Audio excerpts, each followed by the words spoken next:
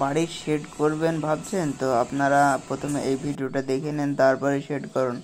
কারণ বাড়ির শেডে কালার যে টিনগুলো পাওয়া যায় সেগুলো বহুত রকমের হয় এবং ওর মধ্যে নকল আসল মানে অরিজিনাল ও ডুপ্লিকেট বহুত পাওয়া যায়। এটা বাজারে তো সাধারণত ডুপ্লিকেটে ছেয়ে আছে, তো সেগুলো কেনার আগে আপনার ভিডিওটা দেখুন। এখানে আমরা যে কালার টিনটা দিয়েছি, এখানে জিন্দালের সাব রঙের টিন দিয়েছি 45 mm। এখানে অরিজিনাল আর ডুপ্লিকেট পাওয়া যায়, তো আপনারা এটা দেখে নেবেন, এসআই নম্বরটা দেখে নেবেন যে এটা অরিজিনাল কিনা।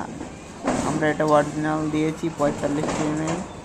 তো এটা দিয়ে আজকে কাজ করছে, আমাদের কাজ প্রায় কমপ্লিট হয়ে গেছে। দেখুন কত সুন্দর হয়েছে, আর কালারটা দেখুন কত সুন্দর চিকনাই মারছে।